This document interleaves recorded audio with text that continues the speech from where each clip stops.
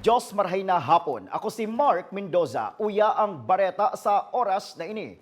Patrabaho kan DPWH sa Andaya Highway na apektaran kang grabing pag-uran kang nakalis na simana. Aramo taman ng kompletong detalye sa report ni Jerome Brito. Matapos ang makusog na pag-uuran ka nakaging mga simana, darakad shearline na nakaapekto sa magkakaparang lugar sa Bicol. Apektado man ang ginigibong rectification activity o pagpapakarahay ka ng mga labot na tinampo sa Anday Highway. Sigun kay Engineer Ruben Santos, ang District Engineer kan Premier Distrito kan Camarines Sur, aros na apektuhan ang sendang mga patrabaho sa lugar. No beheto kutang magin marhaya nagyahan ngunyan na holiday season.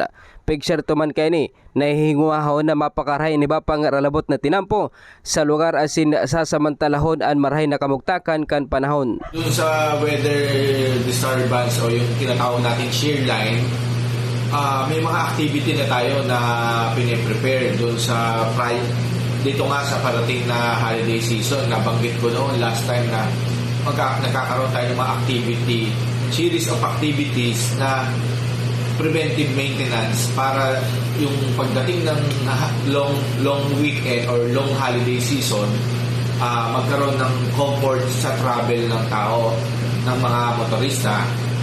So sa sinamang palad, nagkaroon tayo nga ng shear line o yung weather condition na halos 3 araw, 4 na araw na dire-diretsong ulan. So yung lahat ng activity natin na yun na prior dito sa bad weather condition na dumating, lahat yun na baliwala eh. So ngayon, actually, on the day of Christmas, yung mga tao namin pinalabas namin sa sobrang dami ng damages ng ginawa nitong continuous rain noong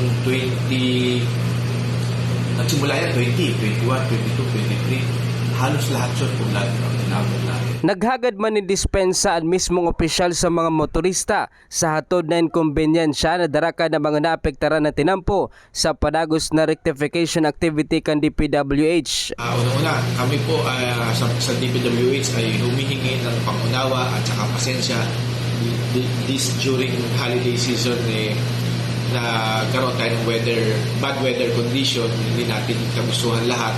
Hindi tuloy natin na-enjoy yung magandang kalsada na pine-prepare natin para sa mga motorista. Pero rest assured po na yung DPWH ay mag-overtime para trabahuin at gawan ng mga palliative measure ulit yung mga nasirang kalsada natin.